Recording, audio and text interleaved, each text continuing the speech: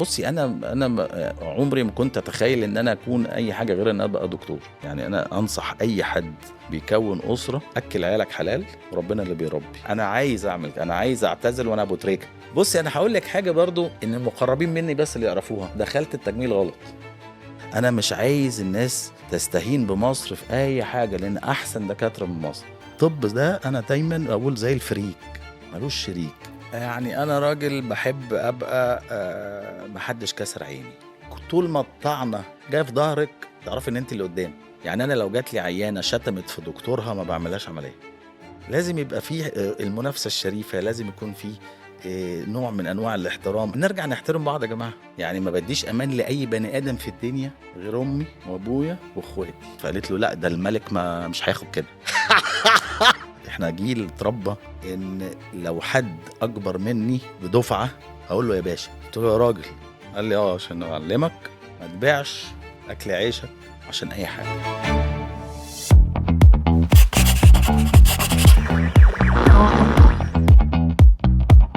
بياند كوت اسم ورا دكتور حكايته المرة دي هتكون من بره الطب. حلقتنا استثنائية من مكان استثنائي، وضيفنا بالتأكيد هيكون استثنائي.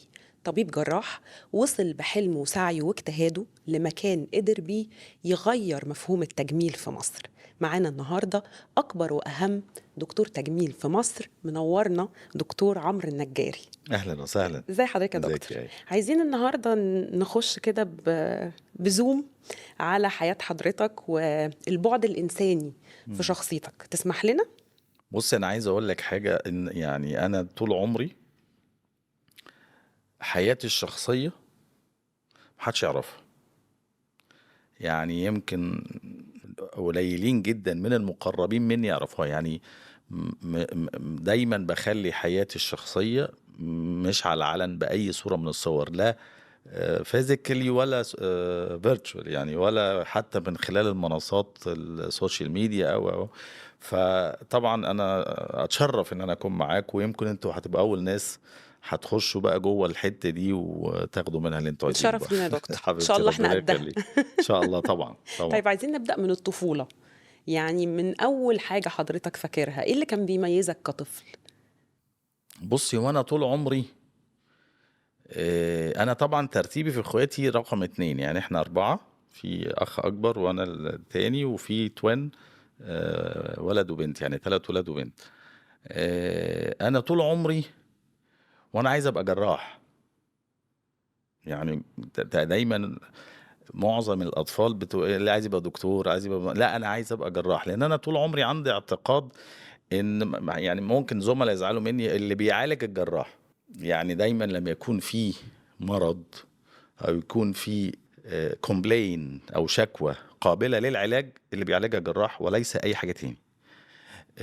كل الدكاترة في جميع التخصصات ممكن تبقى عوامل مساعدة عشان تريّح المريض، تقلل الأعراض، ت ت تط يعني تعمل نوع من الجسم يعمل compensation مع المرض، أو يحصل تعايش. لكن لو أنا عايز أستأصل مرض، بييجي دور الجراح whatever تخصصه إيه. حضرتك كنت مدرك كل ده من لأ، ما هو الصغر؟ مش من وأنا صغير، من ما ابتديت أدرك. يعني هي يعني أنا كنت الحمد لله طالب شاطر، باذاكر، كان عندي تحمُّل مسؤولية طبعًا. آآ أنا والدي ووالدتي مش أطباء، يعني برضه عشان ما حدش يفتكر إن أنا عندي background. يمكن كان الدكاترة اللي في عيلتنا معدودين، ومعظمهم دكاترة academic وليس physicians أو أطباء يعني. فأنا كنت طول عمري حابب إن أنا أكون دكتور، وإحنا كلنا كنا مجتهدين. يمكن أختي البنت بس هي الوحيدة اللي كانت متدلعة، لدرجة إن هي حتى كانت مش زينا يعني تبقى دؤوبة على العلم والحاجات دي. هي ما كانت شوية مش كده، واللي هي اتحولت دلوقتي لواحدة تانية خالص. فكنت دايمًا متفوق. يعني الحمد لله.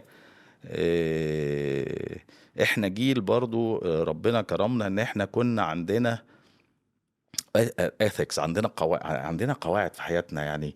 في تقديس للمدرسة وتقديس للمعلم وتقديس للبيت وتقديس للأسرة. وما كانش فيه طبعا السوشيال ميديا، وما كانش فيه الكلام ده.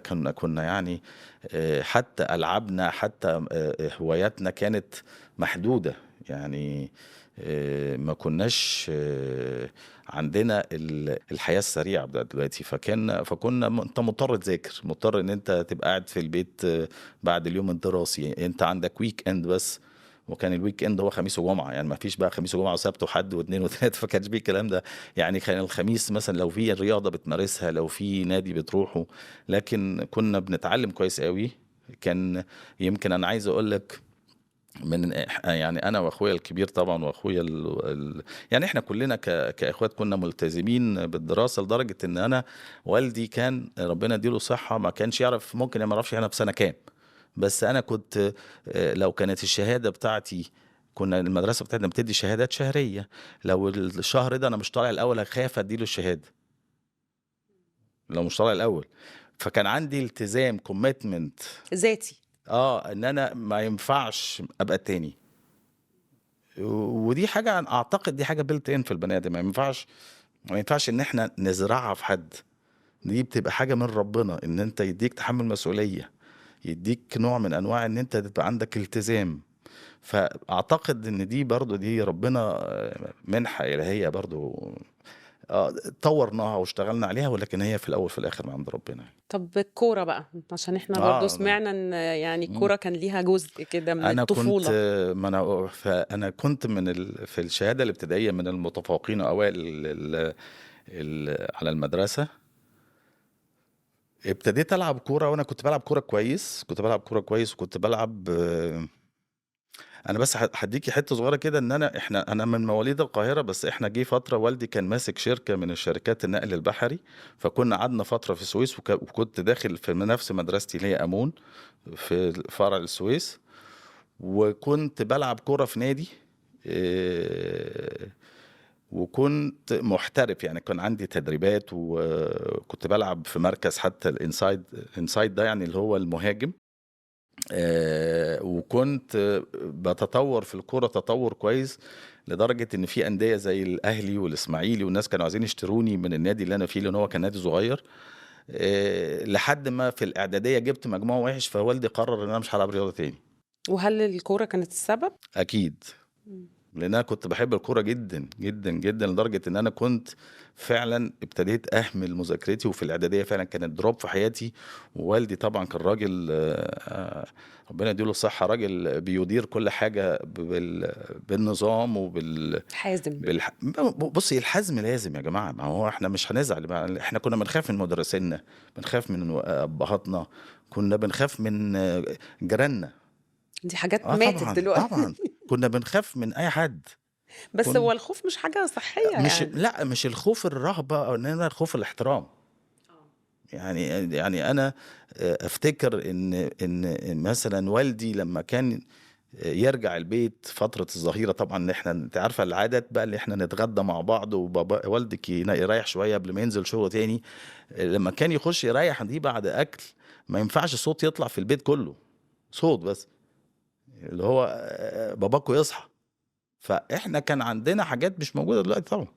فاللي انا بقوله لك دي من الحاجات اللي ساعدتني جدا ان انا اكون ملتزم، مش بس من عند ربنا، ان انا كنت عندي الالتزام تجاه نفسي وتجاه عيلتي وتجاه كل الناس اللي بيحبوني، ان انا ابقى قدير بكده. انا يعني الله يرحمه جوز خالتي، واحد من الناس اللي كانوا مقربين مني، كان ما يناديني وانا صغير كده يا دكتور. هو كان بيعيشني برضو، من الله يرحمه كان بيعيشني الحته دي قوي، وكان بيدهاني، كان بيحسسني بيها، وانا كنت مبسوط من كده. انت ما كنتش من صغرك بس بتحب الطب او مقرر ان انت تبقى جراح، انت كمان كنت بتحب البيزنس جدا. اه عملت اه مشاريع صغيرة. عملت كتير يعني. أنا من وانا طالب في المدرسه، مره اتفقت مع واحد صاحبي وجبنا مكنه ايس كريم، سوري، غزل البنات. وكنا بنقعد نقعد نعمل غزل البنات ونبيعه لزمايلنا بقى واصحابنا في النادي وبتاع. ولما كبرت شويه وانا في سنه الامتياز، يعني بعد ما بنخلص الست سنين الطب بيبقى في سنه اسمها امتياز. كان في واحد صديق لوالدي بيشتغل في الاستيراد والتصدير، فابتديت اعمل معاه بروجكت عن حاجه، بنصنع حاجه بلاستيك، وكانت ساعتها ترند جدا في مصر. ودي من الحاجات اللي علمتني يعني حاجات كتير قوي في البيزنس. ان انا جبت منتج وابتديت اروح لمصنع يصنعهولي واعمل الباكينج، واشوف شركات البتروكيماويات عشان نشوف نوع اللزق اللي هنلزقه، عشان هي حاجه زي الاكورديون كده بيتعلق عليها مصفى للكوبايات تتعمل في المطبخ او على السفره. بلغة العصر ستارت اب. لا ده انا هحكي لك موقف. وابتدينا نشتغل جدا جدا وانتاج حلو. وكنت انا ذكي بقى لدرجه ان انا ما كنتش بركب المنتج كله على بعضه عشان ما حدش يسرق الفكره. ما كنتش عايز اخليها صحيحه كده. وبعد كده ابتديت انزل. كان زمان ايامها ما كانش فيه غير براندين في مصر بيبيعوا الحاجات دي الشيك، يا الفا ماركت في المعادي، يا ميفر في روكسي. ما اعرفش انت توعى الكلام ده لا ولا لا. ميفر، لا الفا ماركت اه. ميفر ده كان الناس الشيك بتروح تشتري من عنده في روكسي في مصر الجديدة. وكنا عندنا تكلفة وحسبنا كوستنج وحسبنا باكينج وحسبنا كل حاجة. وابتدينا ننزل. كانت الحركة بطيئة، ما كناش عارفين نبيع كويس. والتجارة في مصر محتاجة علاقات أكتر ما محتاجة فكر. مصر بالذات بلد ما ينفعش تخترق فيها أي بيزنس إلا لما تخشيه من الباب الصح. لو دخلتيه من الباب الغلط للأسف مش هتنجحي. فقعدت عافر لحد ما جالي تليفون بدون ذكر أسماء، حد من التايكونز بتاع البرودكت ده، وقال لي بالبلدي كده، قال لي أنت مش هتبيع فأنا عايزه كده. وديته له عشان ما هو ما ينفعش، ما خلاص مش هبيع. فانا يعني خسرت والدي طبعا. انا ما كنتش بشتغل بفلوسي طبعا، كانت فلوس والدي وخسرته. بس في الاخر انا اتعلمت. إيه، ودي كانت اخر حاجه عملتها في البيزنس في الفتره بتاعت لحد ما تعينت رسمي في الجامعه نائب او معيد يعني. طب حضرتك كان عندك اي هوايات تاني غير الكورة؟ انا كنت برضو بلعب تنس، و خالي ربنا يديله الصحة هو اللي كان علمهولي، وكنت دايما بحب ألعب معاه. بس ما كنتش محترف يعني، كانت هواية. بس هي الكورة اللي كانت احتراف. كنت بلعب ألعاب كتير يعني. كنت بلعب معظم الألعاب اللي بيلعبها ساعتها الناس اللي قدي وفي سني. كانت طالعة لسه البلياردو، كانت طالع البينج بونج، كان طالع حاجات من الحاجات بعرف ألعبها بس مش محترف يعني. غير الكورة، الكورة دي هي اللي كانت فعلا شغلة جزء كبير من تفكيري لحد ما والدي يا ريته كان سابني كورة في الكورة. بجد؟ يعني انا بتقول كنت له ده دلوقتي؟ لا طبعا. بصي انا عمري ما كنت اتخيل ان انا اكون اي حاجه غير ان انا ابقى دكتور. حتى لو بلعب كوره مش هسيب الطب. فهي وبعدين الطب بقى ده حاجه، لما هنتكلم في الطب هقول لك كلام حلو قوي بقى عن موضوع الطب ده. ايه اقصى شغب عملته من سن اعدادي لغاية ما دخلت الجامعة؟ شغب يعني. شغب مفهومة. شغب، قلق. لا ما عادي يعني ما فيش يعني بصي انا راجل من في طبعي من وانا طفل. الالتزام والمسؤولية. ولا وكنت خجول يعني برضو ان انا اكون مثلا ابادر بشغب او ابادر حتى ايفن بعلاقه مثلا مع زميله او طالب بتبقى بصعوبه بالنسبه لي يعني. انا مش اجتماعي يعني اتورطت في حاجة طيب؟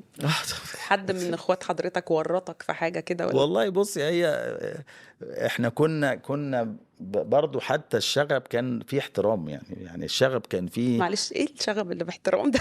ما انا بقول لك ان احنا نبقى مثلا مجموعه بتتخانق مع مجموعه، ما كناش عمرنا نأذي بعض يعني. حتى كان الاذى ما بيبقاش عنيف، لا نفسي او لفظي او فيزيكال يعني. بيبقى حاجه بسيطه يعني. بالعكس يعني يعني انا افتكر مره مثلا انا مدرستي كانت ولاد وبنات. فكنا بعد حصة ألعاب مثلا اللي هي اللي بيسموها دلوقتي البي اي، انت عارفة الحاجات دي اسمها حصة ألعاب يعني. فكان في ميدالية كده بنعلقها فيها حتة معدن، جزء من ميدال نفسه معدن. فكان في بنت زميلتي بنهرج وبتاع، فانا ايه بضربها كده بالبلوفر، وانا نسيت ان البلوفر ده فيه الميداليه. فالبنت عملت كده ومره واحده رفعت ايديها، كان في دم كتير قوي في الموضوع. فمن المفارقات برضو ان انا ما خفتش من الدم ساعتها، ما دي برضو من الحاجات اللي انا بحبها دلوقتي. فابتدينا نتعامل الموضوع، بس دي كانت فعلا دي اقصى حاجه شفتها يعني انا عملتها في حد. يعني انا ما كنتش عنيف. دي حادثة ما تعتبرش شغب. بس يعني ما انا يعني والدي بهدلني ساعتها يعني بجد؟ طبعا. وكانت هي كمان والدها صاحب والدي، فكان موضوع يعني. ايه اقصى عقاب تعاقبته؟ كان والدي من النوع اللي هو كان عنيف جدا، لدرجة ان هو بس لو زعق احنا بنعيط. يعني احنا عمرنا ما كنا بنوصل لمرحلة ان هو يبقى فيها physical insult يعني، وانما احنا كنا بنخاف اصلا ان هو يعرف ان احنا غلطنا. انت فاهم المرحلة دي؟ لان دي مش موجودة دلوقتي، دي بالنسبة لنا دي دلوقتي تاريخ.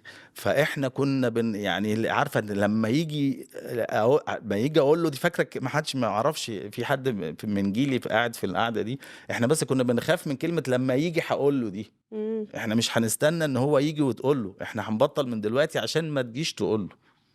فلا احنا يعني احنا ظروفنا كانت احسن بكتير. والتربيه والتعليم يعني احنا الوزاره اسمها التربيه والتعليم يا جماعه.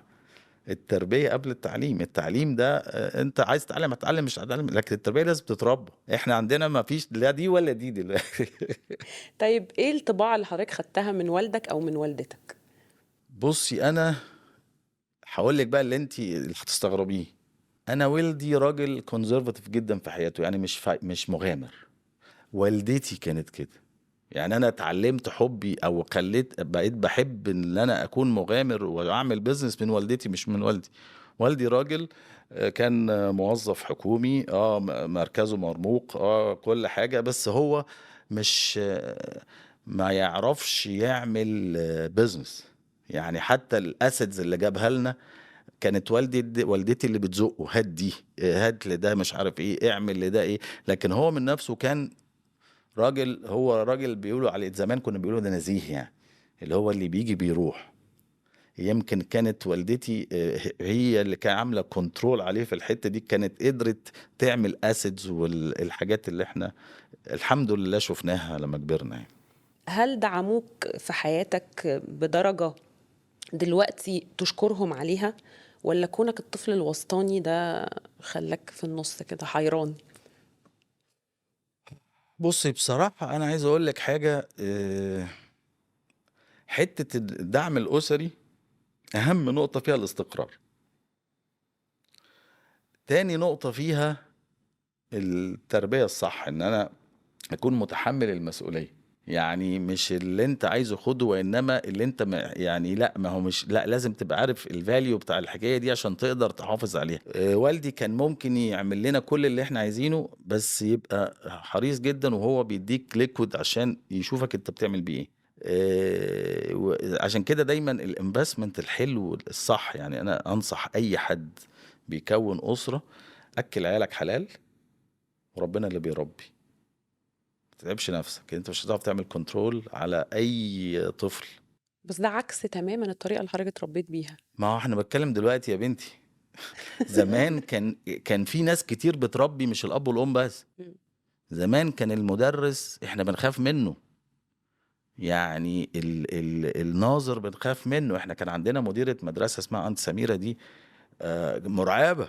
كان المدرسة أو المدرس اللي يصعد مواضيع الأنتي سميرة دي كان بالنسبة لنا يعني اللي هو قبل يوم القيامة بالظبط، ما فيش حاجة بعد كده. لا، زمان كان في ناس كتير قوي بتربينا يا جماعة. دلوقتي ما فيش حد بيربي، لا أب ولا أم ولا مدرسة ولا نادي ولا حاجة خالص. افهم من كان حضرتك بتربي اولادك تربية حديثة؟ بصي على قد ما أقدر بحاول أكون متوازن. يعني إيه؟ ما هو أنا ما ينفعش أبقى قفل واطلعه معقد، وما ينفعش ابقى اوبن مايندد واطلعه صايع. فانا بحاول احطه في الكوميونتي الصح. في اختياري للمدرسه. ما ينفعش اختار المدرسه اللي هو اغلى حاجه واحسن حاجه، ولا وما ينفعش اختار الكوميونتي اللي اعيش فيه اللي هو ابن مين وابن لا. وما ينف... حتى في المصايف، حتى في الحاجات دي بحاول اخلي الكوميونتي الناس اللي شبهنا، الناس المتعلمه كويس، متربيه كويس، عندها اصل كويس، عندها بيز كويس. مش مهم الفلوس، اكيد هيبقى معاها فلوس معقوله زينا، لكن مش الاكستريمز دي اللي هي بتبوظ. ان انا انت فاهماني ده. بس كده. جدا. مم. طيب ايه الهوايات اللي مستمرة معاك لغاية دلوقتي؟ تنس بقى every now and then كده، لان انا ابني صغير بيلعب تنس، فانا لما ابقى فاضي كده بعمل معاه الحركات دي. ده عشان بقى افضل على نفس الفاتنس بتاعي والحاجات دي، لكن اكتر من كده لا صراحة. ولا قراية ولا سينما ولا مزيكا ولا؟ بصي انا بحب، انا راجل كلاسيكي شويه، كلاسيكي في كل حاجه، حتى في اكلي. مراتي تطلع معايا تقول لي عامله لك مكرونه وايت صوص، ماما المكرونه حمراء. فاهمه حاجه؟ فاهم. ربنا خلقها حمراء، اكلها بيضه ليه؟ فانا كلاسيكي جدا، ما احبش التغيير. يعني ما احبش ادوق حتى، يعني أنا ما بديش نفسي فرصه ان حد يقول لي طب جرب دي. جربش اصلا. ما انا مبسوط كده، هي حمراء خلاص. انت فاهمه؟ ما انا خلاص بقى، ايه لما اخدها بيضه ايه اللي هيحصل؟ ما انا تمام، انا مش عايز حاجة. حتى في الجراحه على فكره، يعني انا ما بغيرش تكنيك الا لما الاقي statistics بتاعتي بتقول ان انا لازم اغيره. يعني انا بعمل عمليه بطريقه، الطريقه دي مثلا موديل 70، طالما عياني مبسوط وانا مبسوط ونتائجي مبسوطه، اغيرها ليه؟ ايوه، في جملة كده بيقولوها اللي هي طالما ماشية ما تغيرش فيها. الا اه. في التريكس بتاعتها. يعني ايه؟ يعني الكونسبت واحد. يعني احنا في الجراحة عندنا طريقة لعمل شيء، الطريقة دي ممكن تبقى ليها كذا تكنيك، وإنما في الآخر هي بتوصلنا لفورمة معينة أو لشيب معين. الآلات المستحدثة دايما تلاقيني أول واحد بجيبها. يعني الفيزر ده اللي هو الناس فاكراه لسه طالع امبارح بالليل، أنا بستخدمه من 2006. انت متخيلة؟ يعني بقالي حوالي 18 سنة بستخدم الفيزر، من اول من الفيزر 1. الجهاز دلوقتي ده، يعني انا الجهاز الفيزر القديم اللي عندي ده مش موجود دلوقتي، الشركه ما تعرفوش. يعني هي بطلت تنتجه وبطلت، فاهمه ازاي التطور؟ ان انا اجيب احدث حاجه واكون اول واحد، مش في مصر بس، اول واحد في الميدل ايست يبقى عندي، او في المينا ريجن يبقى عندي التكنيك او الماشين او الحته الجديده دي. ما ينفعش اخلي حد هو، مش عشان انا مش عايز حد، بالعكس ده طبعي. يعني في ماشين جديدة أنا سمعت عنها أو في تكنيك جديد، لا لازم أجيبه وأشوف ابليكابل وهيفيد هجيبه. لكن في حاجات كتير ما بتبقاش بتدينا نفس الكلام فما بنكملش فيها يعني. لو كان حصل اي حاجة في الدنيا، تخيل يعني، مم. وما كنتش بقيت طبيب جراح، كنت هتبقى بتشتغل كنت ايه؟ هبقى بزنس مان. بيزنس مان. ها، أنا بحب البيزنس. أنا حتى أنا في الطب قلبته بيزنس. يعني أنا مش راجل دكتور عندي عيادة، لا أنا ابتديت افكر في الطب من منظور الطب، طب صناعه على فكره، اتس اندستري. واللي ما عندوش والدكتور اللي مش فاهم كده ده هو عنده مشكله. وبعدين انا حاطط لحياتي فيزز، يعني امتى ابقى دكتور، وامتى ابقى براند، وابقى امتى ابقى ترينر، امتى ابقى اكسبرت، امتى اختفي، امتى ارجع، امتى احط لنفسي خطه الاعتزال. يعني انا عايز اعمل، انا عايز اعتزل وانا ابو تريكه. انت فاهمه حاجه؟ انا مش عايز اعتزل زي اللي بيحاول ياخد كل حاجة لحد اخر نفس، لا انا عايز استمتع بحياتي دلوقتي. فانا كونت منظومة، الحمد لله طبعا، ده توفيق ربنا، وتوفيق ربنا في الناس، مش توفيق ربنا بس في الفكر او في لا، توفيق ربنا في الناس اللي بتبقى معاك، اللي بتساعدك ان انت توصل ازاي للهدف ده. ان انا احاول انت عارفة مشكلتنا في مصر او في الوطن العربي، يعني المنظومه الوان مان شو. وانا في اعتقادي اللي بيعمل كده ده راجل ما بيفهمش بزنس. لازم تيم وورك. It's not a teamwork بس it's a generations يا جماعه. يعني انا دلوقتي هنا، استحاله هفضل هنا. لو حاولت افضل هنا هدمر نفسي. لكن ان انا اخلي نفسي فوق انا، بس عن طريق جروب براكتس او مجموعه او تيم وورك في جنريشنز بتتجدد. هو ده النجاح، ان انا اكون عندي منظومه تكون ويل تريند، بنقدم سيرفيس على احسن مستوى، كلنا بنتكلم نفس اللانجوج، كلنا بنعمل نفس السكيلز، كلنا بنطلع نفس الريزالتس. على فكره ما ينفعش انت تجيلي احقنك بطريقه والدكتور اللي معايا يحقنك بطريقه تانية، ما ينفعش. احنا بنكمل بعض. وبعدين لو انا اعرف ان انا اعمل لك حاجه بس هو هيعملها احسن منه، هقول لك روحي له. هو في الاوضه اللي جنبي على فكره، بس هو هيعملها لك احسن مني. فانا ما عنديش مشكله خالص في الحته دي، بالعكس. يعني انا هديكي مثلا حاجه، مثل صغير خالص. تسمع عن الخيوط؟ اه. ثريدز.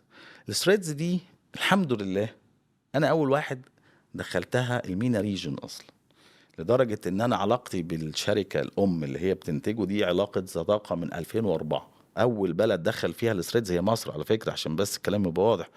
وابتدينا ننقلها للخليج، رحنا السعوديه وبعد كده رحنا الامارات وبعد كده رحنا لحد ما بقينا في جميع دول العالم. يعني خدي بالك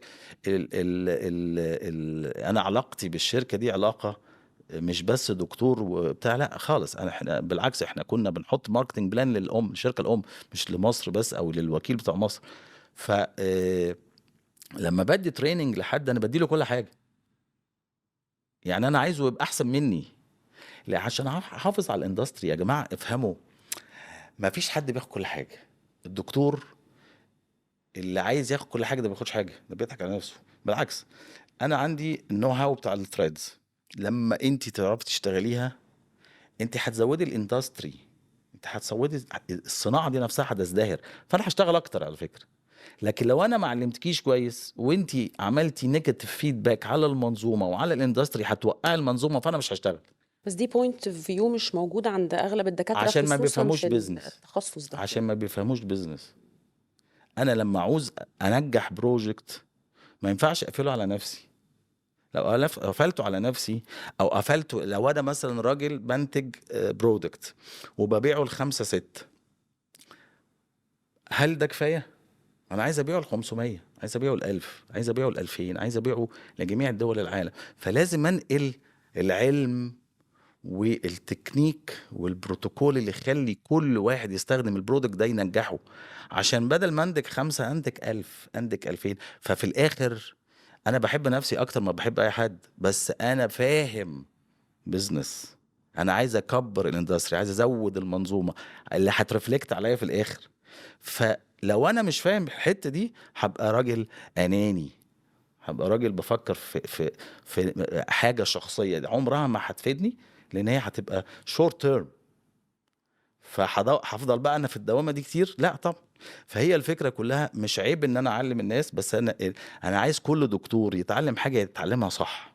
ما ينفعش ان هو يكون ممارس. في فرق يا جماعه، في لفظ كده حتى الاطباء الجديده بتقولوا انا راجل انجكتور. ما فيش حاجه اسمها انجكتور يا ابني.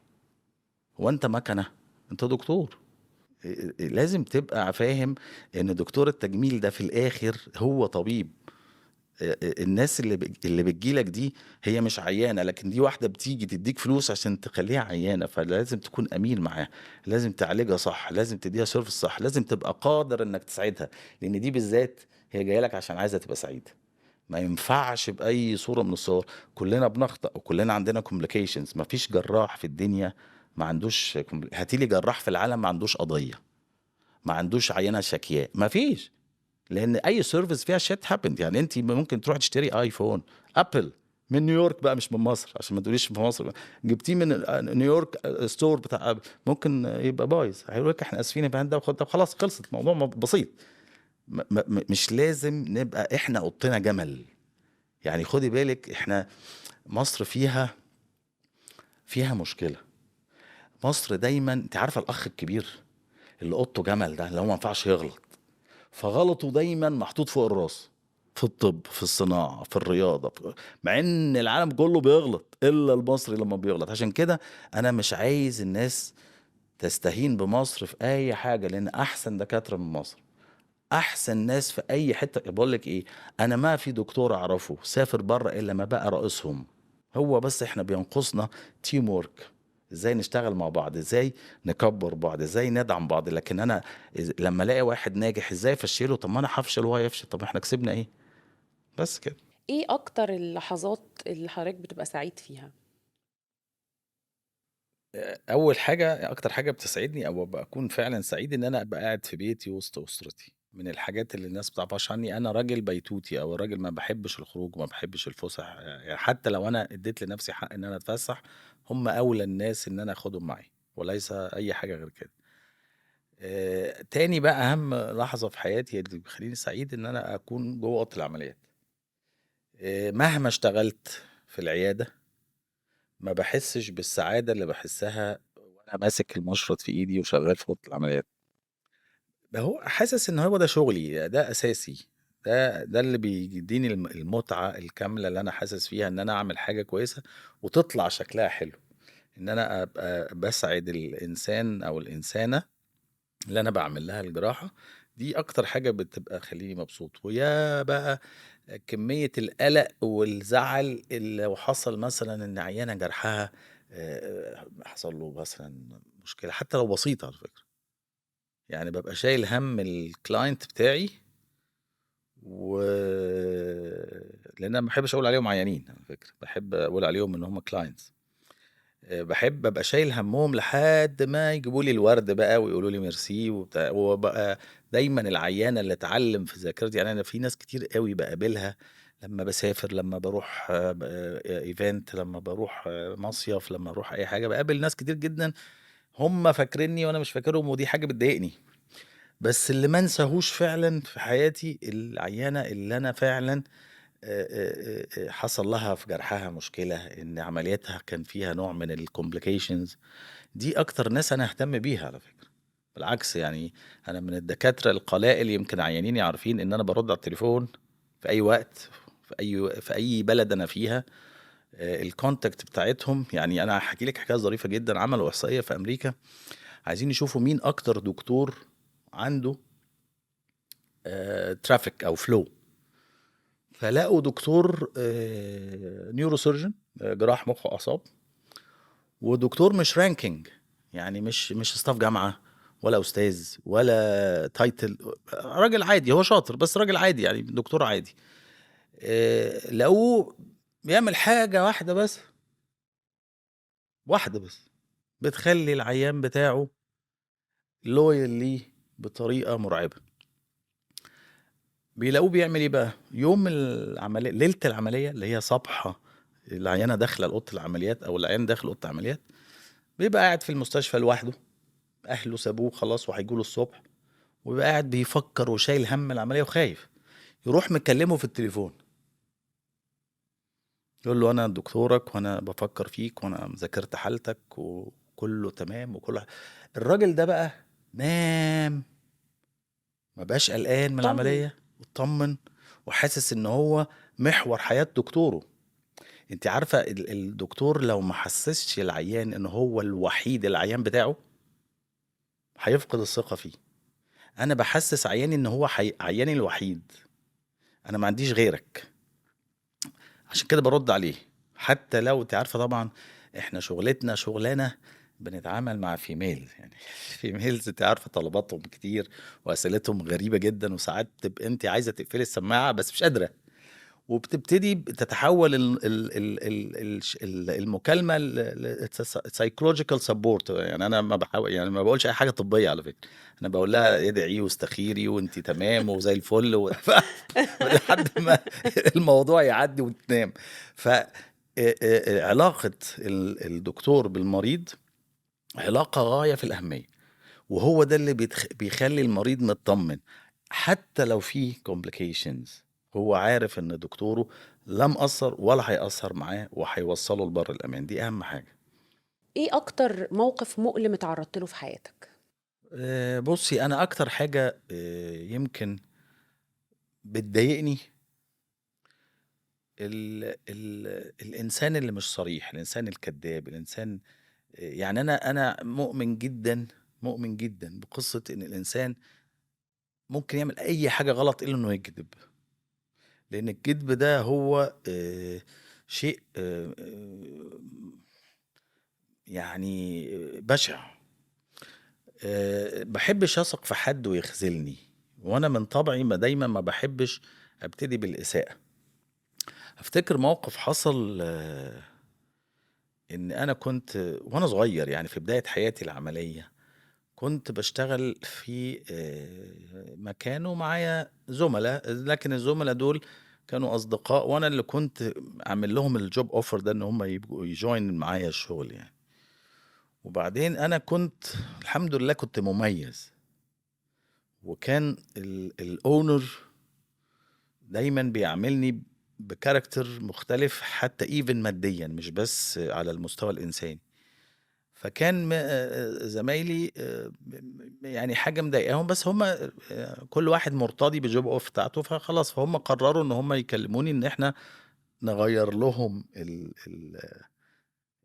الdeal بتاعهم، وعايزين عشان أنا أبقى داعم ليهم يعني ما بقاش أنا سايبهم. فوقفت وعملت لهم support ودخلنا واتكلمنا وعرضنا الفكرة، فما كان إن هو الراجل طردنا كلنا. فأنا بيني وبينِك قُلت خلاص بقى يعني أنا صاحب صاحبي يعني بعد أسبوعين 3 لقيت الراجل ده بيكلمني وبيقول لي قابلني، هو كان صاحب عنده business تاني كبير، فقابلته هناك في المكان ده، فقال لي: "أصحابك كلّهم رجعوا إلا أنت." قُلت له: "يا راجل." قال لي: "آه، عشان أعلّمك ما تبيعش أكل عيشك عشان أي حاجة." فقُلت له: "بس أنا مش هارجع." قال لي: "مش هترجع؟" قُلت له: "آه، مش هارجع." وفعلًا شوفي برضه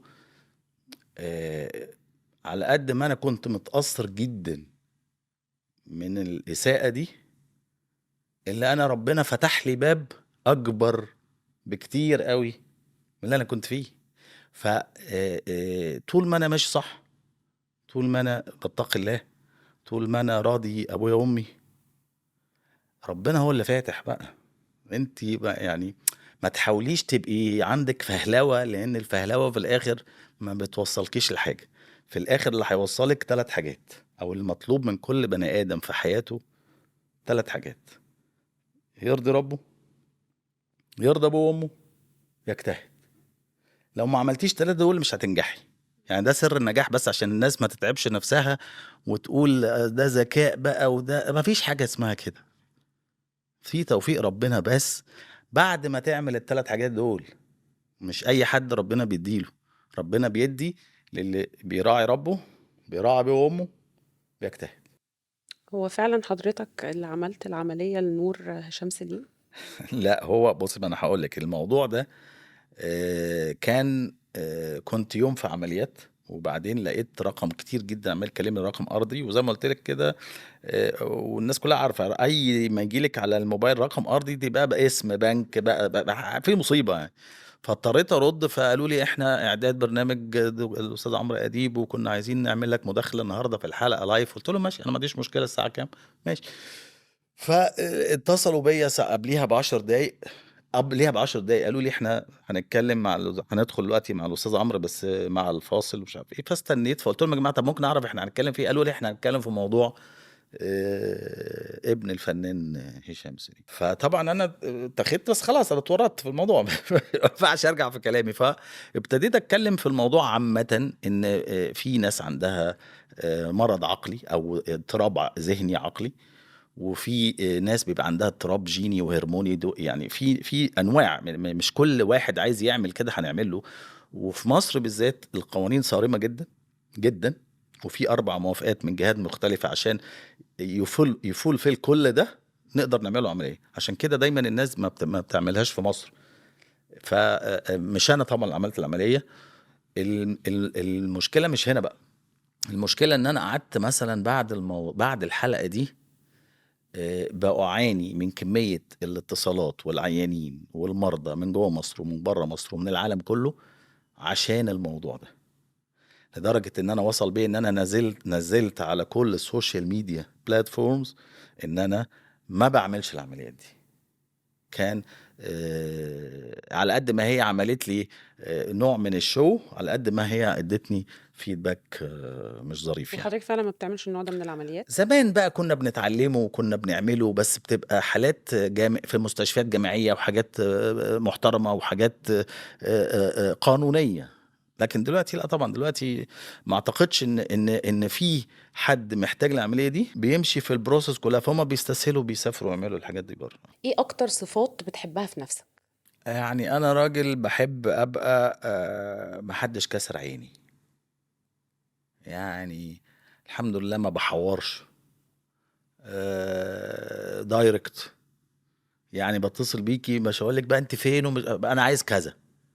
يعني ما انت عارفه الناس اللي بتصل بيك ما انا زعلان وانت بترد، طب وفي الاخر بقى تروح مديالك الحته بتاعت طب انا عايزه واحد اتنين تلاته. لا، وبحب الصدق جدا يعني في تعاملاتي، ولو ان انا اعتقد ان في ناس كتير قوي شايفاني مش كده، بس يمكن اللي مش شايفني مش كده ده ما يعرفنيش.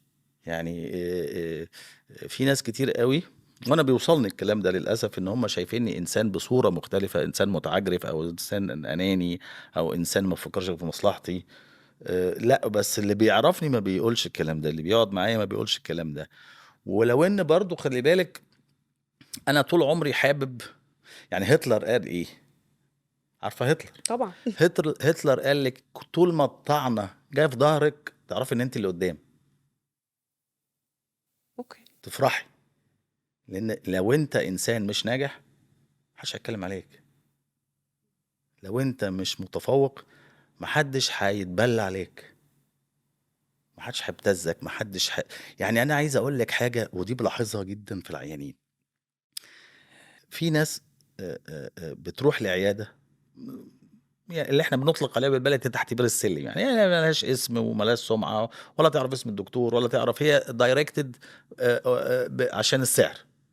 وبتروح هناك بتاخد خدمه ممكن بتعجبهاش، ممكن تعمل لها كومبليكيشنز، لا تشتكيش ولا تروح ولا تعمل حاجه. بس لما تروح لدكتور كبير وعنده اسم وعنده سمعه بتبتدي تبتزه حتى لو هو قادر انه يعالجها.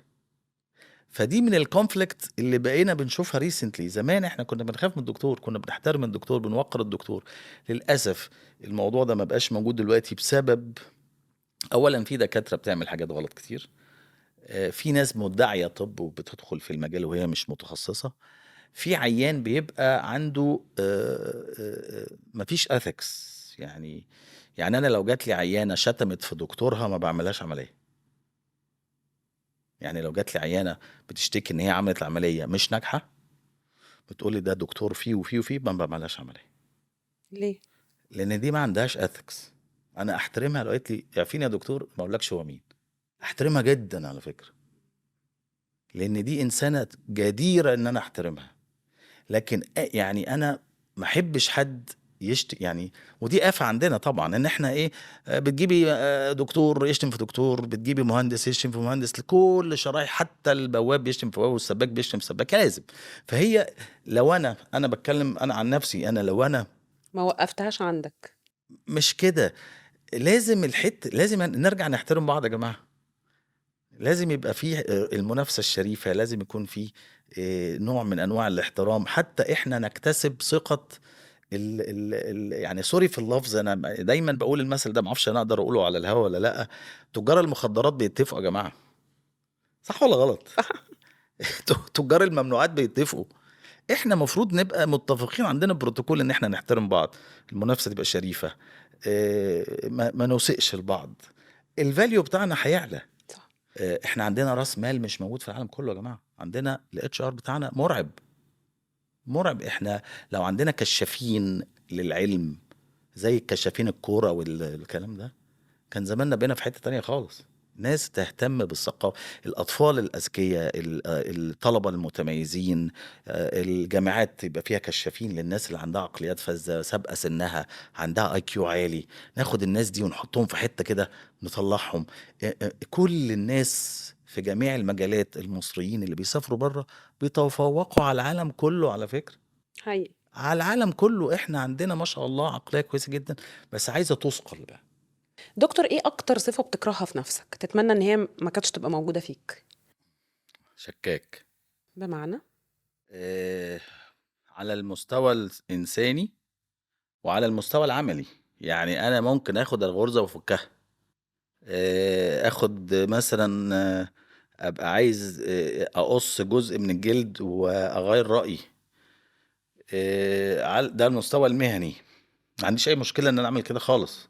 حتى لو انا مثلا في ناس بتساعدنا، ان بس لازم الناس تبقى فاهمه ان مفيش جراح بيقف لوحده في العمليه طول العمليه، لا، في ناس مساعدين وفي ناس بتساعده. لو حد، انا ببقى قاعد مثلا شغال هنا، لو في حد بياخد غرزه مع جبين يفكها واعملها، ببقى شايف وما بديش امان لحد. يعني ما بديش امان لاي بني ادم في الدنيا غير امي وابويا واخواتي بس. طب ودي حاجة تعباك؟ اه لان بتخليني اشك في كل حاجه. حتى لما بحب حد ما بقاش مديله الامان 100%، ودي حاجات ممكن تزعل مني ناس، بس ده طبع فيا. يعني ما فيش، بصي انا هقولها لك بصراحة، في اكسبشنز، بس ما فيش ناس هتحبك لله غير دول، صح. ولو متربين كويس، مش كل الاخوات. فهي انا اتكلم عن عمرو بقى، انا اكتر ناس ما براجعش وراهم. يعني انت عارفه بتاخدي منهم الحته كده زي ما هي، امم. وتديهم الحته زي ما هي، ابويا وامي واخواتي. يعني حضرتك ما بتثقش في اي حد بره اطار الاسره؟ ومش كل الاسره. اوكي. هي حاجات فيها حاجات مفيدة على فكرة، لكن هي انا حاسس ان انا لا المفروض اهدى شوية في الحتة دي، المفروض يبقى عندي الثقة اكبر من الحتة دي. ولو ان برضو زي ما قلت لك، انا بقيسها من مقياس عملي، انا ما بقيسش الثقة بالعاطفة. انا راجل بحب ابقى فير، بحب اكون عملي. حتى في العلاقات اللي فيها مشاعر، بدي اللي عندي وبدي بعمل اللي عليا وبستنى المقابل على فكرة. هو ده الصح. ودي حاجة من الحاجات اللي مخلياني قادر احافظ على توازن شوية في علاقاتي جوه الأسرة وبره الأسرة. دي حاجه صح جدا. طيب حضرتك عندك ولدين، امم.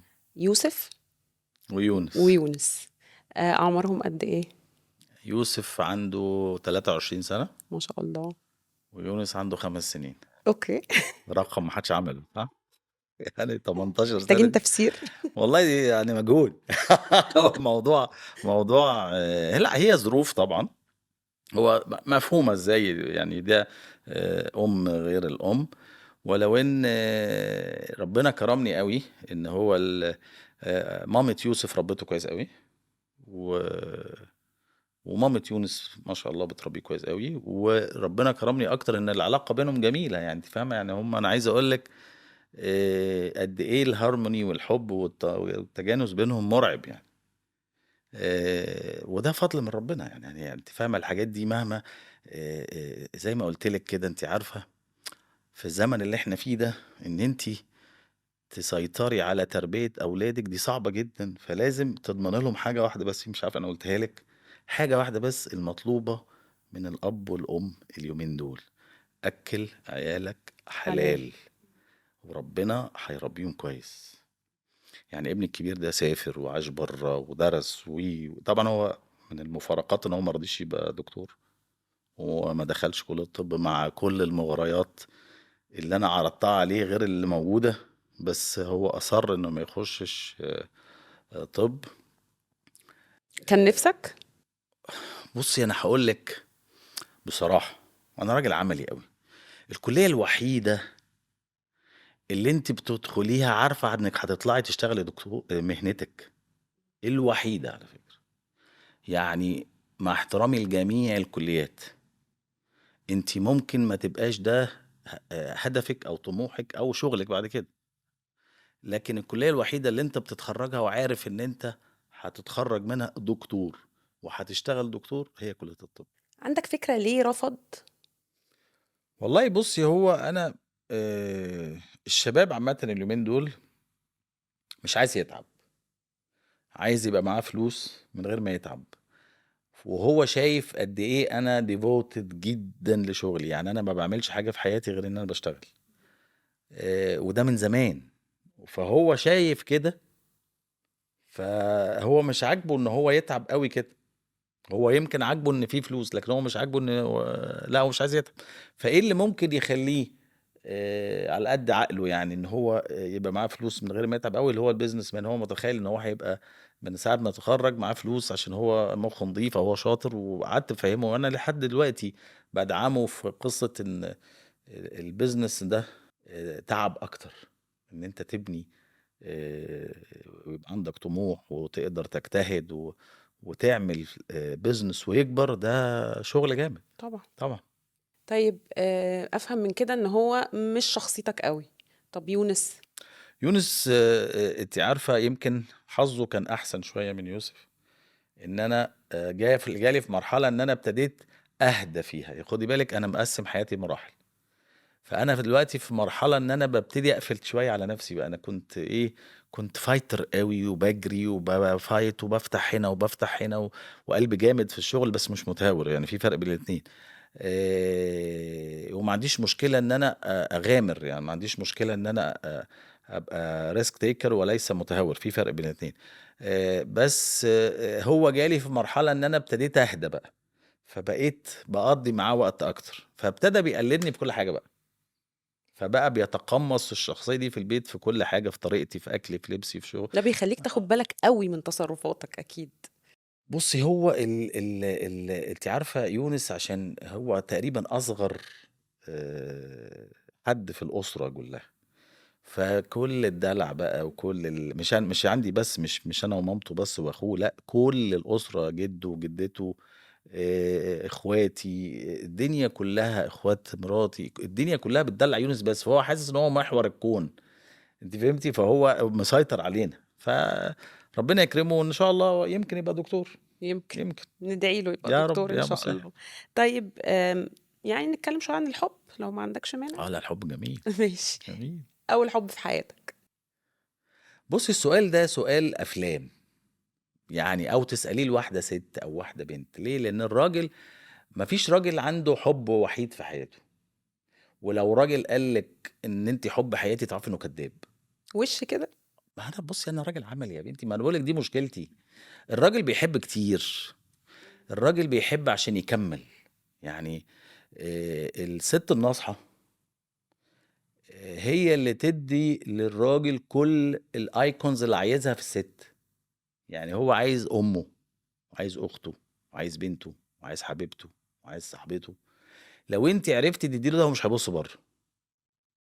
لكن لو تديله 3 من 5، هيبقى عايز 2. مش عشان هو ما بيحب ولا ما بيحبش، لا هو ممكن يحب واحدة واتنين. ممكن عشان يكملوا ال5. فهمتي انا قصدي ايه؟ الست غير. الست حبها غير. ما ينفعش الست تحب 2. ما ينفعش. ما تقدرش. انا كان عندي واحده صاحبتي بتحب اتنين. دي ما بتحبش حد فيهم، دي بتحب نفسها. دي بتحب نفسها. خلينا صراحة. الست كائن غير الراجل خالص. ف ما ينفعش الست تحب 2. الست لو حبت 2 يبقى ما تحبش اصلا غير نفسها. الراجل لا. الراجل ممكن يحبها جدا على فكرة. جدا. يعني انا عايز اقول لك حاجة. الراجل اللي بيخون ده راجل ضعيف. ليه؟ لان هو لو بيحب بصدق هيخاف يجرح مراته. ما هو انا مش بخايف منها عشان هي هتعاقبني على فكرة. انا خايف تزعل. انت حاسه بالحته دي؟ طبعا. انا خايفها تزعل. طيب انا عايز، انا زعلان منها، طب ما اسيبها. يعني ان انا اعيش خاين، او اعيش عندي علاقات، او اعيش بعمل حاجات غلط وابقى مخبي هنا لا لا خالص. موضوع بسيط جدا. انت كويس، انت تمام، كمل. انت عندك مشكله، حلها. ما اتحلتش، خلاص يبقى جرب. وده دي نصيحه. انا مش بدعو لان الانفصال، بالعكس. انت اختار كويس، استخير ربنا قبل اي خطوه بتخطيها في حياتك. يعني انا لو رايح اشتري جزمه بقى استخير ربنا. فاللي انا بقوله لك قصه ان الراجل يقول لك اول حب في حياتي، ده هري بقى. احنا دخلنا في مرحله الهري بقى. مفيش حاجه اسمها كده. طب قول لنا، قابلت مامة يونس ازاي؟ بصي، انا هقول لك. انا قلت لك طبعا ان انا برتبط. ما ارتحتش، بنفصل. ما بحاولش. يعني انا يعني بحاول. انت عارفه المحاولات اللي هي نفع نفع، ما فيهاش خلاص يبقى. ما انا اصل خدي بالك، الزواج ده سكينه. لو ما فيش سكينه يبقى ما فيش زواج. يبقى كل واحد يشوف السكينه بتاعته فين. فكنت بنقي غلط. خلي بالك بس عشان الحته دي فيها حته عمق شويه. للاسف اللي يعني انت عارفه الجواز ده انت بتمدي ايدك كده وبتختاري. فانا غيرت القفص بقى اللي انا بنقي منه. خالص. لا خالص. ولقيته ده جميل جدا، ده احسن حاجه، ده احنا ما كناش شايفينه.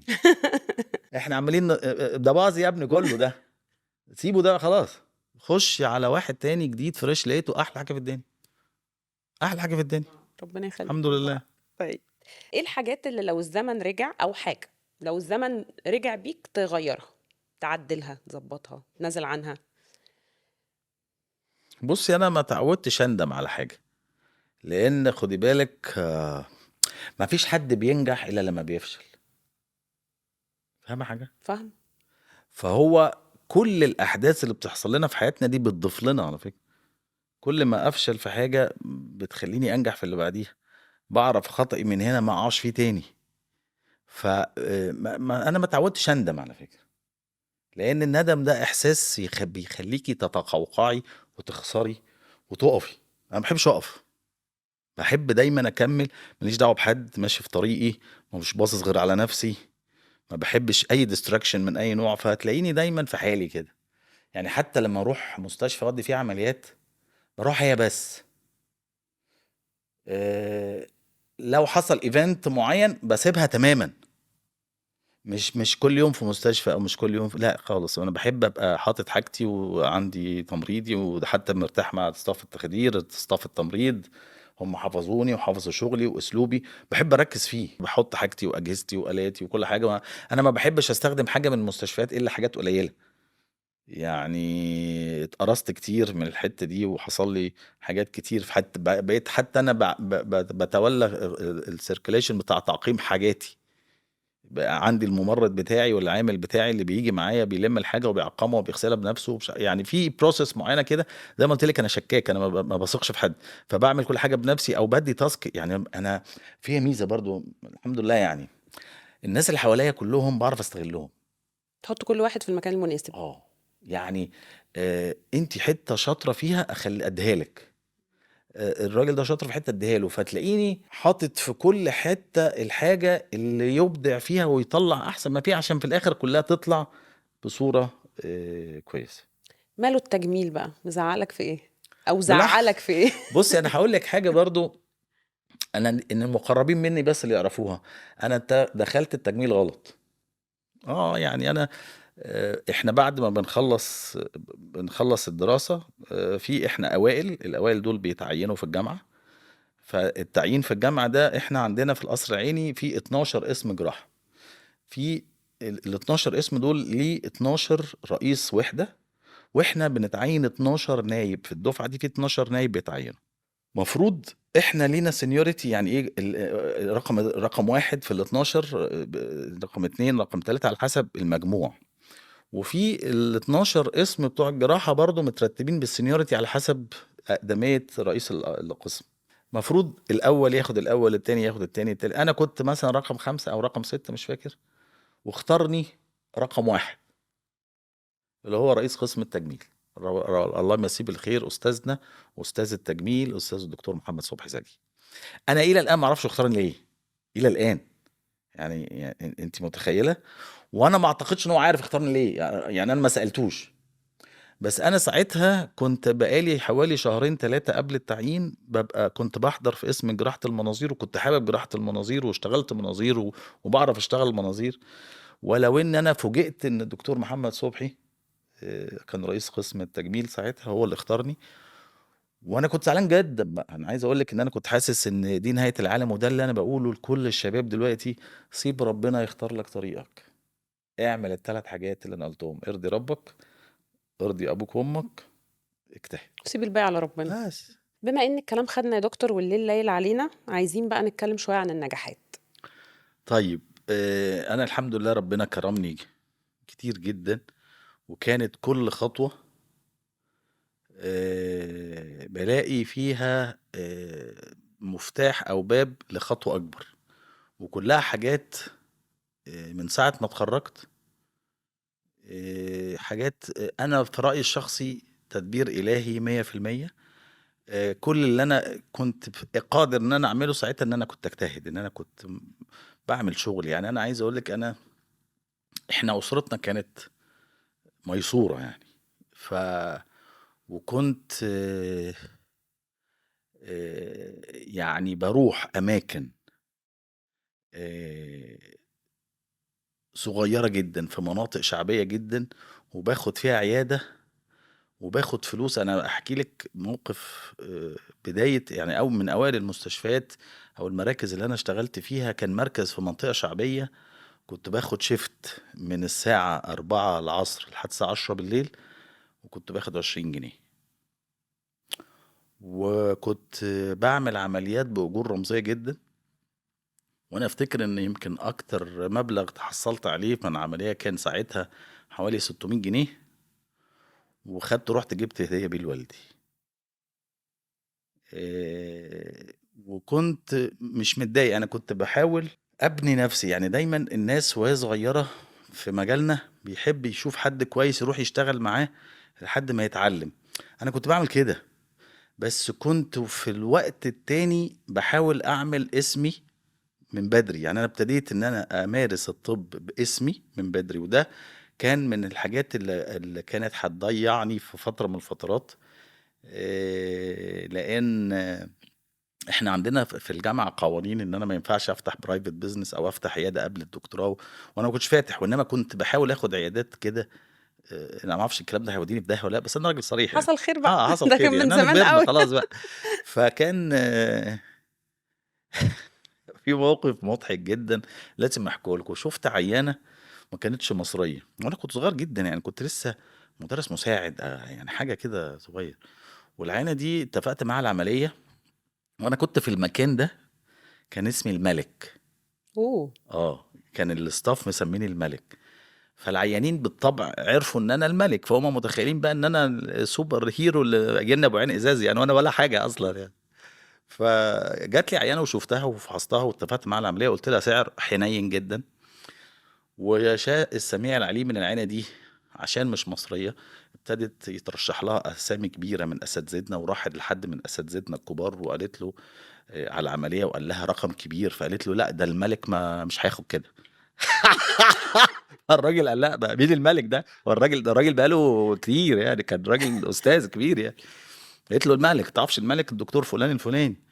قال لها والله. راح رافع التليفون وهي عنده، راح مكلمني قال لي انت فين؟ قلت له والله انا في البيت، يعني مش هقول له انا فين يعني، فبس قال لي طب تعالى بس. ودي كانت ممكن تبقى نهايتي في الطب عامة، بس هو كان راجل طيب فسامحني. يعني كان ممكن يقضي عليا يعني. دي من الحاجات اللي يعني تساهيل ربنا قوي. يعني عارفة دي لو كانت راحت لواحد تاني، يعني حتى ربنا في ابتلائه بيبقى لطيف قوي. يعني ما نزعلش في الابتلاء، بالعكس، يعني تقول الحمد لله، لان هي كانت ممكن تيجي في حاجة اوحش. صح. فهو ربنا بيديك حتة كده، ارجع. وبعدين انا فيا حاجة بقى الحمد لله ومبسوط جدا منها، ربنا ما مبيتليش على طول بيخلص منك على وانا طول. نازل يعني. وانا مروح ما يبيتش. فبعرف انا ارجع بقى، مم. وبرجع ما بقى وحش. فالحمد لله. وكانت كل خطوه بتفتح للي بعديها، كل خطوه، يعني لدرجه ان انا حكيت لك انا قصه لما كنت بخدم صحابي وبعد كده مشينا، فانا ساعتها ربنا كرمني بسفريه المانيا. مم. انت فاهمه حاجه؟ يعني انا الفتره اللي عشتها بره فرقت معايا جدا، وعلمتني حاجات كتير. الاسلوب، النظام في العمل، شغلي، الناس اللي انت عارفه، انت لو شفتي عيان واخد بنج في المانيا، احنا ربنا سترها معانا قوي. في الميدل ايست، في افريقيا، كل ده احنا ربنا سترها معانا جدا يعني. ماشية بالستر يعني. جدا جدا مهما كنا على فكره. فالناس دي اتعلمت منهم النظام، اتعلمت منهم السيستم، اتعلمت منهم البيشنت كونسنت، اتعلمت منهم البيشنت انفورميشن. يعني انت العيان لما يجي في الدول دي، انت بتتفقي معاه على العمليه واقتنع، بيروح. هو ما فيش اي حاجه، ما بتتفقوش على اي حاجه، هو بيروح. وبتبعتي له على الميل او بالبريد فول انفورميشن عن العمليه بجميع المضاعفات بتاعتها كلها. ويروح ماضي عليها ومرجعها لك. ما عملش كده مفيش عمليه هتتعمل. احنا عندنا العيانه بتيجي بشوفها النهارده بتقول ينفع تعملي لي بكره؟ انت فاهمه حاجه؟ انت فاهمه احنا بنفكر ازاي؟ لا، هناك الناس انت كنا بنروح العياده، الساعه 6 الصبح لحد الساعه 8، نروح العمليات لحد الساعه 1، من 1 ل 5 بناخد من 1 ل 2 بريك، وبعد كده من 2 ل 5 عياده، وبعد كده خلاص يومنا خلص. احنا هنا لا، الموضوع مختلف، الكونسبت مختلف. العيان هناك بياخد يعني بيجي مثلا في شهر اوجست يتفق على العمليه في اوجست اللي بعديه تضييع وقت يا دكتور، احنا هنا خير البر على عاجل. طول يا باشا. يعني فهي احنا عقلياتنا مختلفه. طبعا. وفعلا العيانه العربيه عامه لو انت اجلت لها العمليه لاي سبب مش هتعمل عمليه. هتعتبره فالوحش يعني؟ يعني انا عايز اقول لك، انا مره كان عندي عمليه بره مصر يعني، والعيانه راحت المستشفى، كان في زحمه جدا في مكتب الدخول، فالعيانه قعدت حوالي ساعتين 3 بتتخانق، وبعد كده روحت ما عملتش عمليه لحد دلوقتي. الكلام ده بقاله سنتين. تبقى حاجه، فهي خدها دلوقتي ما تبيتهاش، لو باتت مش هتعمل. فهي هبه، حتى هما بيسموها كده هبه. مم. فلو انديكيشن والهبه دي في محلها، جو اهيد، بنعمل كل البريكوشنز وجو اهيد. فالحمد لله يعني انا عايز اقول لك حتى اثناء الكوفيد طبعا احنا اتاثرنا وقفلنا شويه، وبعدين اشتغلنا الحمد لله. ربنا كرمني ان انا كنت اول واحد ابتدي افكر ان انا اعمل عياده تجميل في الساحل. الكلام ده بقاله حوالي 4 سنين او 5 سنين قبل ما حد يفكر ان يبقى فيه عياده تجميل في الساحل. وبرضه من توفيق ربنا بالصدفه البحته، انا كنت رايح اعملها كنوع من انواع الماركتينج. فوجئت من توفيق ربنا ان الناس دي يا عيني كلها، كل الستات والبنات والناس دي كانوا بقالهم فترة كبيرة ما بيروحوش يعملوا التريتمنتس بتاعتهم، فما صدقوا ان انا هناك. فابتديت هناك، ربنا كرمني جدا، وابتديت اعمل شغل كويس، وابتدينا نلم داتا ما شاء الله. وده توفيق من ربنا. فزي ما قلت لك كده، طول ما الواحد بيتقي الله، طول ما هو ماشي كويس راضي ابوه وامه وبيجتهد، فتلاقي الدنيا بتتفتح. حتى بعد الكوفيد ابتديت استشعر من ربنا ان السوق بتاعنا هيبقى تقيل شويه. فابتديت ان انا افكر بره مصر، وابتديت افكر ان انا اعمل شغل بره مصر. والحسن الحظ ان ربنا وفقني، وابتديت ابقى عندي تواجد في الخليج.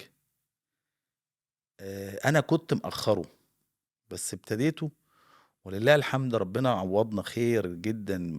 فترة الركود وفترة الكوفيد وفترة ان ناس كتير قوي عندها دلوقتي موضوع العملة وموضوع الديبريشيشن والاسعار غليت والحاجات دي كلها، لولا ان الواحد كان ربنا كرمه ببلان بي وبخطة بديلة من توفيق ربنا. على فكرة مش شطارة ولا نصاحة ولا بنكشف الودع ولا انا بعرف الطالع، هي تبقى تيسير الامور بان الواحد يخلص النوايا. والدنيا الحمد لله الحمد لله. يعني كل ما تلاقي موجة جاية عليك قول يا رب وخش، وربنا هيعديك منها على خير ان شاء الله. أغرب موقف اتعرضت له في حياتك؟ ده انا كل ما احكيه الناس تقعد تضحك. هو كان موقف غريب جدا، وكان انا رد فعلي فيه برضو تلقائي جدا.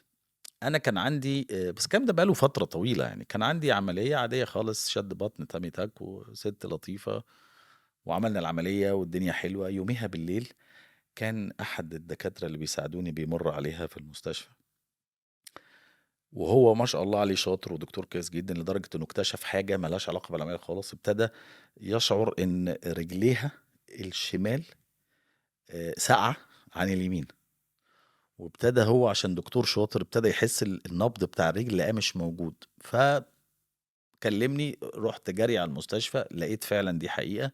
واتصلنا بأحد زملائنا استشاري فاسكولار او اوعيه دمويه، وجي عمل لها عمليه ودخلناها اوام اوام. الحمد لله ما كانش فيه اي حاجه، والامور كانت طيبه والامور عدت بسلام. فجوزها بتلقائيه بيسالني دكتور هو في ايه؟ فقلت له نكته، قلت له والله بص انا هقول لك نكته توصف لك الحكايه. فكان في واحده ست ساكنه قدام شريط قطر، فكان كل ما القطر يعدي شباك الدولاب او باب الدولاب يتفتح، فهي مش عارفه ايه السبب، فجابت النجار، فالنجار قال لها بص انا هقعد جوه الدولاب لحد ما القطر يعدي، هاعرف ايه المشكله احلها. فالراجل دخل وقفلت الدولاب عليه، فجه جوزها، فهي مضطربه بقى، فالراجل دخل فتح الدولاب لقى النجار، قال له انت بتعمل ايه هنا؟ قال له لو حلفت لك ان انا من سن القطر مش هتصدقني. وهو ده اللي حصل. ده حاجه اسمها في الطب كو انسيدنس، حاجه ملهاش علاقه بالموقف، بس الحمد لله ان احنا تداركنا الموقف وعرفنا ان المشكله حصلت ودخلنا ومرت بسلام. فدي من الحاجات الغريبه جدا اللي ما اقدرش انساها الى الان. وانا عايز اقول لك ده كرم ربنا. فاكره لما قلت لك احنا شغلتنا دي 99% كرم ربنا ان احنا الامور تمر بسلام قبل واثناء وبعد العمليه. طيب مين بقى حضرتك بتدين ليه بالفضل في مشوارك الطبي؟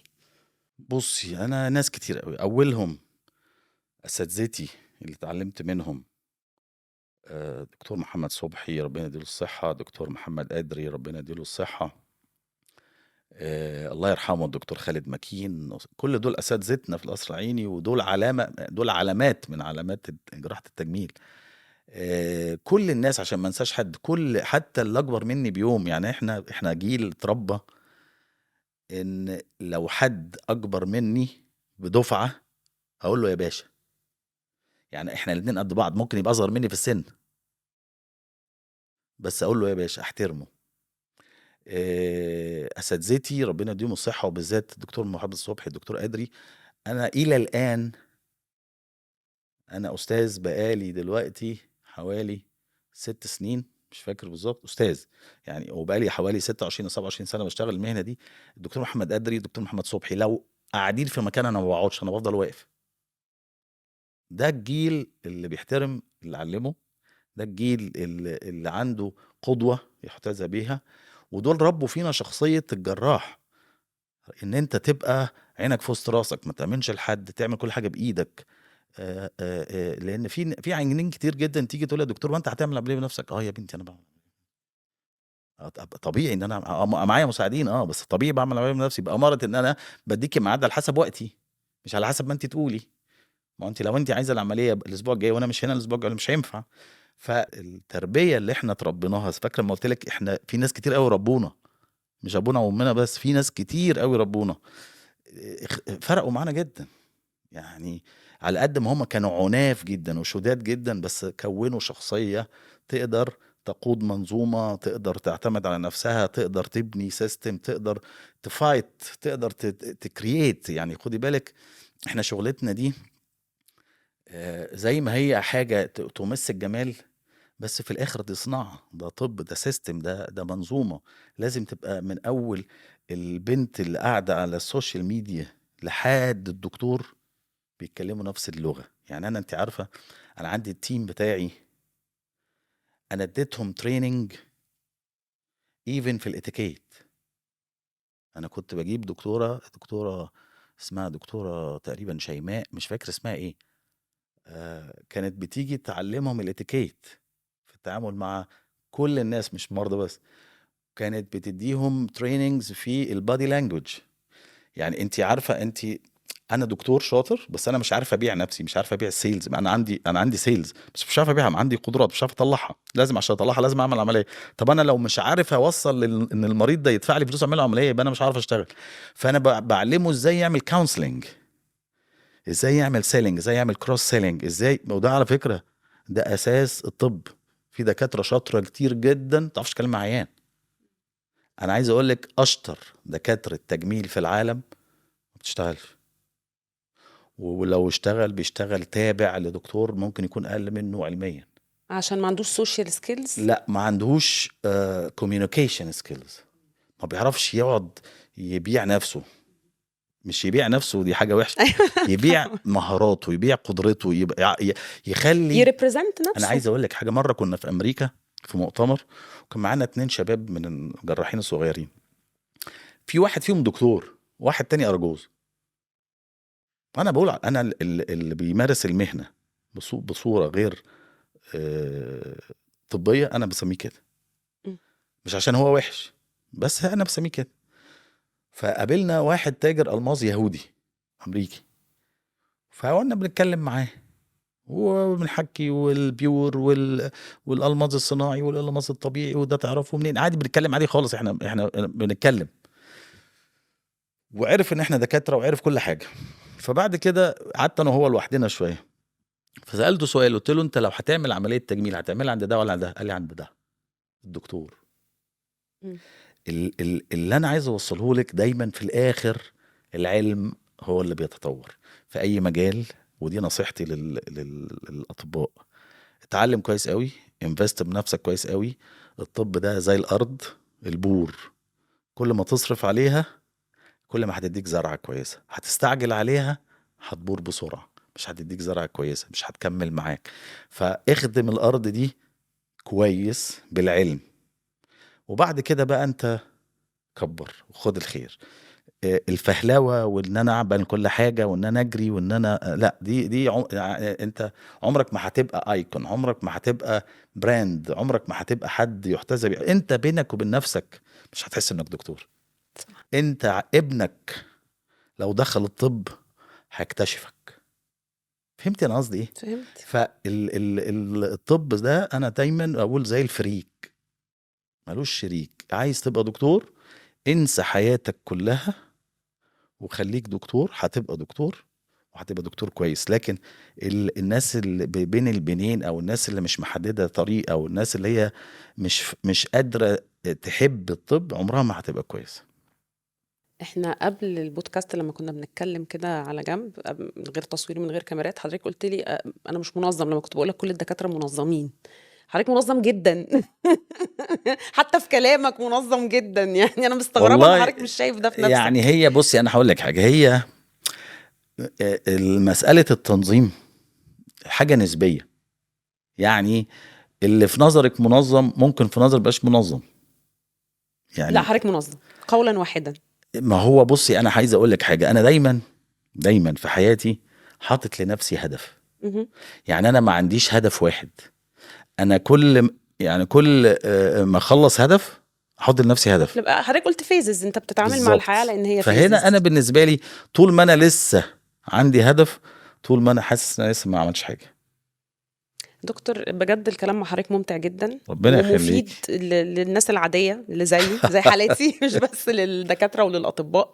وأنا سعدت جدا باللقاء ده، وحقيقي نورتنا وشرفتنا ده في شرف بياند ذا ليا، كود. واشكرك لمجهودك وكل الناس والشركه المنظمه. انا مبسوط جدا ان انا عملته، ويا رب ربنا يوفقنا والناس تستفيد والناس تبقى مبسوطه. الحمد لله. شكرا يا دكتور، شكرا، نورتنا. ربنا يخليك، شكرا.